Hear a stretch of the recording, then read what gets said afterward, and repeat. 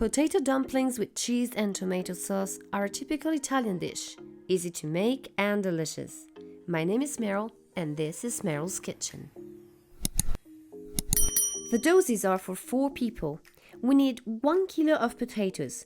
The original recipe is made with red potatoes. I have chosen Kennebec type, which well suits with the kind of recipe. We have to peel and clean them before putting the potatoes to boil for about 20 minutes. I prefer to put the potatoes, as for other ground veggies, inside the pot with cold water instead of putting them directly inside boiling water. Turn the heat on and leave to boil for about 20 minutes. Meanwhile, let's take a saucepan and put inside 750 milliliters of tomato sauce. If you have some fresh-made one, it would be great. Put the saucepan on the heat and leave to cook for 20 minutes, salting to taste. When it starts to simmer, better cover to avoid squirts. After 15 minutes, prick your potatoes with a fork to check cooking point.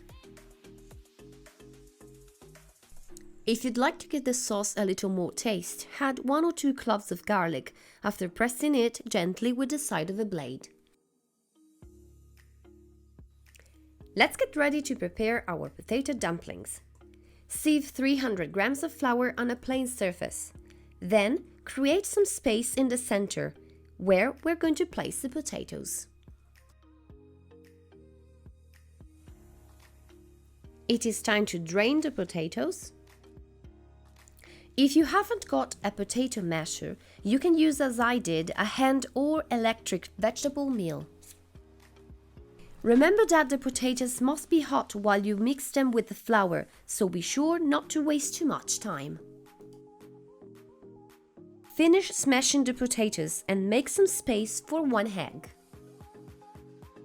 Make sure your eggs are always fresh. As I said before, quickly mix the ingredients together and don't do this for too long, otherwise your dumplings will become hard after cooking. We have to obtain a solid and soft dough, not sticky at all, so if you need, add a little flour.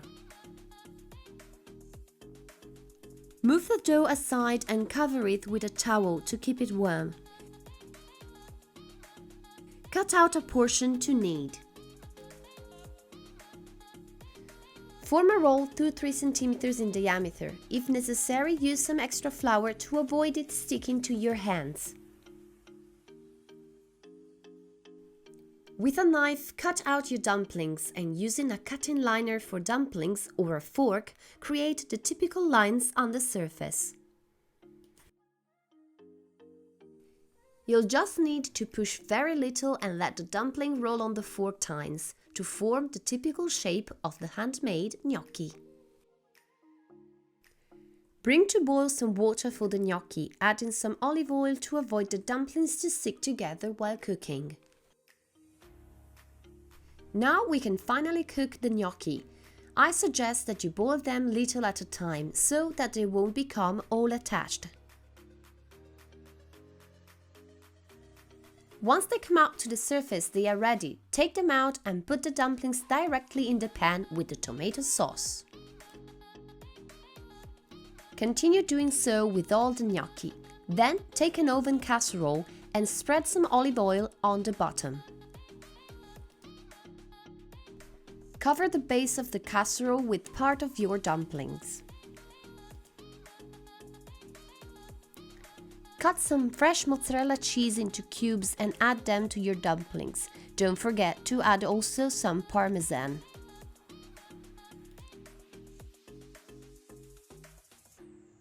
Complete the casserole with the remaining dumplings, more mozzarella and parmesan. It is now time to grill the dumplings. Put them in the oven for 5 to 10 minutes at 250 degrees. After the time, take them out of the oven and prepare yourself to serve them. Typical Italian dish that goes well with the various sauces, but one of the easiest and best is tomato sauce and mozzarella cheese. Thank you for watching. See you next time. Bye!